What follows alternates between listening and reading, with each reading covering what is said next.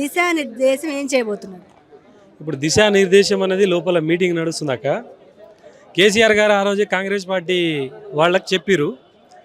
Congress party ప్రభుత్వానికి చెప్పింది ఏంటంటే 2 సంవత్సరాల దాకా బిడ్డ మీరు ఏమైనా చేసుకోరు, తర్వాత తప్పకుండా నేను వస్తా అన్నారు, వచ్చిరు.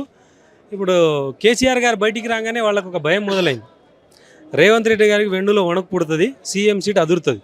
ఎందుకంటే ఆ కేసీఆర్ అనే పేరు వినపడ్డ రేవంత్ రెడ్డి గారు ఉలిక్కి పడతారు. ఈ తెలంగాణ రాష్ట్రంలో ఉండి జై తెలంగాణ అని చెప్పలేని ఏకైక పనికిమాలిన పార్టీ ఏదైనా ఉందంటే అది కాంగ్రెస్ పార్టీ. అసలు జై తెలంగాణ అని అంటే అది కేసీఆర్ పేరే పలుకుతున్నట్టు అనుకుంటారు రేవంత్ రెడ్డి గారు. ఇప్పటిదాకా ఒక్కసారి కూడా జై తెలంగాణ అనలే. బీజేపీ అనదు, బీఎస్పీ అనదు, ఈ కాంగ్రెస్ పార్టీ అనదు. తెలంగాణ దాన్ని బట్టి ఏమర్థమవుతుందంటే తెలంగాణ రాష్ట్రానికి శ్రీరామ రక్ష బీఆర్ఎస్ పార్టీ.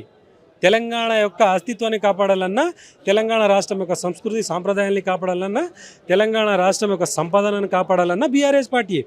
ఈరోజు కేటీఆర్ గారు ఒక తెలంగాణ రాష్ట్రానికి వెన్నెముక్క అయి ఉండి మొన్న ఇండస్ట్రియల్ ల్యాండ్ ఏదైతే 9,293 ఎకరాల ల్యాండ్ ఉండేనో అది సీక్రెట్గా ఒక జీవోని తీసుకొచ్చి అది రేవంత్ రెడ్డి గారు వాళ్ళ కుటుంబ సభ్యుల పేర్ల మీద చేసుకుంటే ప్రభుత్వానికి ప్రజలకు ఎక్కువ నష్టం జరుగుతూ ఉన్నది. దాదాపు 5 లక్షల కోట్ల రూపాయలు నష్టం జరుగుతుందని ఆ జీవో బయటికి వచ్చినాక మొట్టమొదటిసారిగా స్పందించింది, ప్రజలకు అలర్ట్ చేసింది, అధికారులకు అలర్ట్ చేసింది కేటీఆర్ గారు. అంటే ఇక్కడ ఏమవుతుందంటే కేటీఆర్ గారు ఆ జీవోని బయటికి తీసుకొచ్చి ఆ జీవో మీద మాట్లాడితే ఇక్కడ తెలంగాణ రాష్ట్ర ప్రజలకు లాభమా, బీఆర్ఎస్ పార్టీకి లాభమా? తెలంగాణ రాష్ట్ర ఖజానా కొల్లగొడతా ఉన్నారని చెప్పి కేటీఆర్ గారు కొట్లాడుతూ ఉన్నారు తెలంగాణ రాష్ట్ర సంపదని కాపాడుకోవడానికి. కానీ కాంగ్రెస్ పార్టీ ఆలోచించింది ఏంది? ఆ జీవో బయటికి ఏ విధంగా వచ్చింది? అసలు జీవో తీసుకొచ్చి నువ్వేం చేస్తున్నావు గజ్జెప్పు. జీవో తీసుకొచ్చి తెలంగాణ రాష్ట్ర ప్రజలకు లాభం ఏ విధంగా ఉందో గజ్జెప్పు. ఆ జీవో వల్ల తెలంగాణ రాష్ట్రానికి సంపదన ఏ విధంగా పెంచుతున్నావు గజ్జెప్పు. కానీ పిచ్చోళ్ళ లెక్కన మూర్ఖుల లెక్కన మా జీవో బయటికి ఏది వచ్చిందని చెప్పి డిస్కషన్ చేస్తారు. జీవో ఈ రోజు కాకుంటే రేపు తప్పకుండా బయటికి వస్తుంది. ఏడికి పోతావు? ఢిల్లీకి అయితే ఉరుకుతున్నావు కదా. అమెరికా, ఆస్ట్రేలియా 200+ కంట్రీస్ ఏడికి పోయినా కేటీఆర్ గారు వన్స్ అధికారంలోకి వచ్చినాక గల్లా పట్టుకొచ్చి శ్రీకృష్ణ జన్మస్థలంలో కూర్చోబెడతారు. ఓకే, బీఆర్ఎస్ అనుకున్నట్లే సర్పంచ్ ఎలక్షన్స్ మీరు గెలిచారంటారా? ఇప్పుడు అధికార పార్టీ సర్పంచ్లు గెలిచిరు. ఎంత? 17,023 సర్పంచ్ స్థానాలు ఉంటే 12,000 పైచీలకు అధికార పార్టీ కాంగ్రెస్ పార్టీ వాళ్ళు గెలిచిరు. ఈరోజు ఏ కాంగ్రెస్ పార్టీ సర్పంచ్ అయినా పబ్లిక్లోకి పోయి నేను ఈ డెవలప్మెంట్ చేస్తా, నా మేనిఫెస్టో ఇది, నేను ఈ విధంగా అభివృద్ధి పనులు చేస్తానని అడిగిరా అన్న ఒక్కరైనా? అడగలే. వీళ్ళు అడిగింది ఏం, మాట్లాడింది ఏం తెలుసా?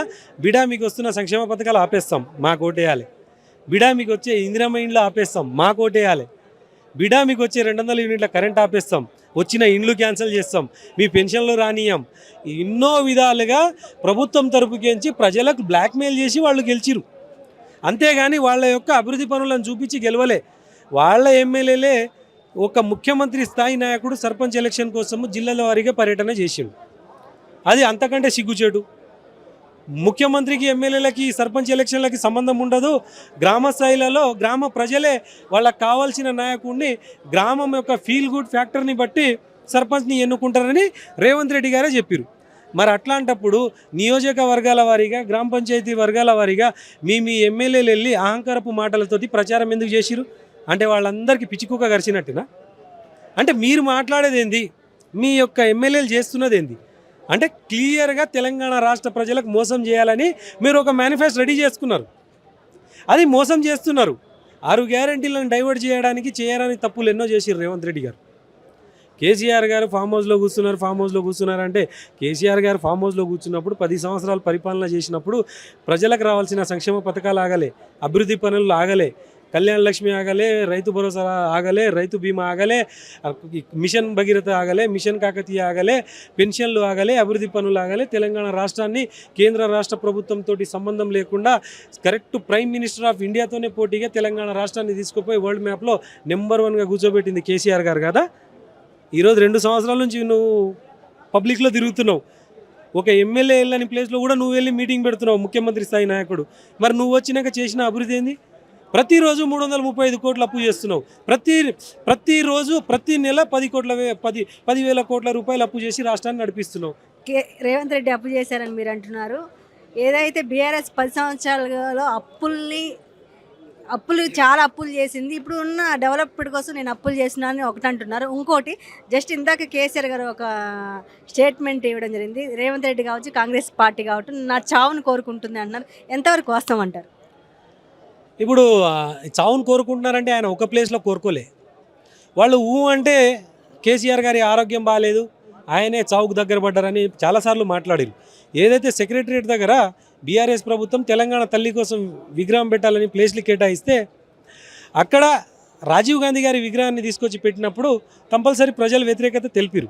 అయితే ఆ రోజు ఒక రాష్ట్ర ముఖ్యమంత్రి రేవంత్ రెడ్డి గారు మీడియా ప్రెస్ మీట్లో ఏం మాట్లాడారు? ఆడ రాజీవ్ గాంధీ విగ్రహం పెట్టనీయవు, తెలంగాణ తల్లి విగ్రహం నువ్వు పెట్టలే, మీ నాయన చనిపోయిన తర్వాత ఆడ విగ్రహం పెడదామని ఆ ప్లేస్ని కేటాయించినామని చెప్పేసి నిస్సిగ్గుగా ఒక రాష్ట్ర ముఖ్యమంత్రి, మాజీ ముఖ్యమంత్రి చావును కోరుకున్న దరిద్రపు ముఖ్యమంత్రి రేవంత్ రెడ్డి గారు చావును 100% కోరుకుంటున్నారు. చావును కేసీఆర్ గారి చావును కోరుకుంటున్నదే కాంగ్రెస్ పార్టీ, రేవంత్ రెడ్డి గారు. కానీ ఆయన తెలంగాణ రాష్ట్ర ప్రజలకు ఇంకా చాలా చేయాల్సి ఉన్నది. ఈరోజు కేసీఆర్ గారి ఒకటే ఊపిరి కాదు, 4 కోట్ల ప్రజల ఊపిరై కేసీఆర్ గారు ఆరోగ్యాలతో ఇప్పటికీ కూడా బీఆర్ఎస్ భవన్లోకి వచ్చి మీటింగ్ పెట్టి మాట్లాడుతూ ఉన్నారు. నీలాంటి సన్నాసులు చావాలని కోరుకున్నప్పుడు ఆయన చావాడు, నీలాంటి సన్నాసులు సస్తమన్నప్పుడు తెలంగాణ రాష్ట్రం కోసం పోరాటం చేయలే. ప్రజల కోసం, తెలంగాణ రాష్ట్రం కోసము ఆయన పోరాటం చేసి ప్రజల మంచి కోరిండు, మంచి చేసిండు. నీలాంటి సన్నాసులు ఎన్ని మాట్లాడినా పైనుంచి దేవుడు కూడా చీదరించుకుంటాడు. కానీ నీ శాపనార్థాలు, మొగుడు చచ్చిన ముండ లెక్కన నువ్వు మాట్లాడే మాటలు కేసీఆర్ గారికి అంటవు, ఆనవు. ఆయన ముందల 4 కోట్ల ప్రజలు ఉన్నారనే విషయాన్ని రేవంత్ రెడ్డి గారు మర్చిపోకుండా మాట్లాడితే మంచిది. ఇకనైనా కేసీఆర్ గారు ప్రజల్లో ఉంటారా? ఎట్లా? కేసీఆర్ గారు ప్రజల్లో లేకపోవడం జరిగిన నష్టమేంది, కేసీఆర్ గారు ప్రజల్లో ఉంటే వచ్చే లాభం ఏంది? ఆయన ప్రెస్ మీట్ పెట్టి మాట్లాడమని రేవంత్ రెడ్డి గారు. ఇది మేనిఫెస్టో. కేసీఆర్ గారు బయటికి ఉంటే ఈ అభివృద్ధి పనులు అయ్యేవి, కేసీఆర్ గారు ఫామ్ హౌస్లో కూర్చుంటే ఈ అభివృద్ధి పనులు ఆగిపోయినాయి అని చెప్పేసి ఒక్కసారి ప్రెస్ మీట్ పెట్టి మాట్లాడమని చెప్పండి. ఉద్దరు ముచ్చట్లు. నువ్వు ముఖ్యమంత్రి అయ్యా, కేసీఆర్ గారితో నీకేం పని? ఈరోజు ప్రతిపక్షం నీకు సలహాలు ఇస్తే నువ్వెందుకు ముఖ్యమంత్రి అయినావు? పీకనికేనా? ఎందుకైనా ముఖ్యమంత్రి? నీకు చేతగానప్పుడు హామీలు ఎందుకు ఇచ్చినావు? చేతగానప్పుడు బీసీలకు 42% రిజర్వేషన్ ఏ విధంగా ఇస్తున్నావు? అంటే కేవలం పదవి దాహంతో నాకు ముఖ్యమంత్రి సీట్ మీద కూర్చుంటే చాలు, ప్రజలు ఎక్కడైనా జావని, కేసీఆర్ గారిని గద్దె దించితే చాలు, ప్రజలు ఎక్కడైనా జావని, అదే ఒక అహంకారపు మాటలతోటి 6 గ్యారెంటీల పేపర్ని తీసుకొచ్చి ప్రజల్ని మోసం చేసి ఈరోజు సీట్ మీద కూర్చున్నావు. నువ్వు మోసం చేసి కూర్చున్నావు అని ప్రజలకు అర్థమవుతుంది, నీకు కూడా అర్థమవుతుంది. కానీ దబాయించి తెలంగాణ రాష్ట్రంలో ముఖ్యమంత్రిగా చెల్లని నోటులాగా చెల్లుతున్న మంత్రివే నువ్వు. కేసీఆర్ రాక తెలంగాణలో ఉన్నటువంటి ఏదైతే రేవంత్ రెడ్డి ఇచ్చినటువంటి 6 హామీలు, ఇంకా చాలా హామీలు నెరవేర్చి, అంటే ఇంకా చాలా ఉన్నాయి, వాటర్ కావచ్చు, ఇష్యూస్ కావచ్చు, ఇవన్నీ ప్రశ్నించే అవకాశం ఉందా? కేసీఆర్ గారు వచ్చి 6 గ్యారెంటీల గురించి ప్రశ్నించేంత స్థాయి రేవంత్ రెడ్డిది కాదు. ఎందుకు చెప్తున్నా అంటే 6 గ్యారెంటీల గురించి ప్రశ్నిస్తున్నారు, 6 గ్యారెంటీలు రావాల్సిన లబ్ధిదారులే ప్రశ్నిస్తున్నారు. 6 గ్యారెంటీలు ఇవ్వాల్సిన సంక్షేమ పథకాలు, ఆ పథకాలు పొందాల్సిన లబ్ధిదారులే క్వశ్చన్ చేస్తున్నారు. దానికి సపరేట్గా కేసీఆర్ గారు వచ్చి ప్రెస్ మీట్ పెట్టి మీటింగ్లు పెట్టి నీ గురించి మాట్లాడేంత స్థాయి లేదు. ఎప్పుడు తిట్లు తినాని ఏ రాష్ట్ర ముఖ్యమంత్రికి ఏనంత అక్షంతలు నీకు తెలంగాణ రాష్ట్ర ప్రజలు మొదట్లోనే వేసిరు. ఏ ముఖ్యమంత్రికి రానని తిట్లు, బూతు తిట్లు నీకే దక్కినాయి. మళ్ళీ కేసీఆర్ గారికి ఈ 6 గ్యారెంటీలకు సంబంధం ఏంది? నువ్వు ఇచ్చినావు, అమలు చేసి చూపి, అరకొరగా ఇచ్చినావు, కొన్ని అయితే ముట్టుకోనే లేదు. ఎందుకంటే ఈ 6 గ్యారెంటీలని డైవర్ట్ చేయడానికి ఇవన్నీ పనికిమాల ముచ్చట్లు. కాంగ్రెస్ పార్టీ 60 సంవత్సరాల క్రితం ఏ విధంగా చేసిందో, 10 సంవత్సరాలలో కేసీఆర్ గారు ఏ విధంగా అభివృద్ధి పనులు చేసిండో, ఆ 10 సంవత్సరాలు చేసిన అభివృద్ధిని ఈయన వచ్చిన సంవత్సరంలోనే మట్టిలో కలిపేసిండు. ఇంకేం అభివృద్ధి చేస్తారక్క? ఒకసారి రేవంత్ రెడ్డి గారి నుంచి మాట్లాడడానికి నేను చాలాసార్లు చెప్పిన, నేను ఒక కామన్ మ్యాన్నే, ఒక యువకుడిని. నువ్వు జెడ్పీటీసీ అయినావు, ఎంపీ అయినావు, ఎమ్మెల్యే అయినావు కదా, ఈ రాష్ట్రానికి ముఖ్యమంత్రి అయినావు. 6 గ్యారెంటీల మీద, ప్రజా సమస్యల మీద నా పేరు ననావత్ రాజు నాయక్. ఒక్కసారి మనం ఇద్దరం డిబేట్లో కూర్చుందాం ప్రజాక్షేత్రంలో.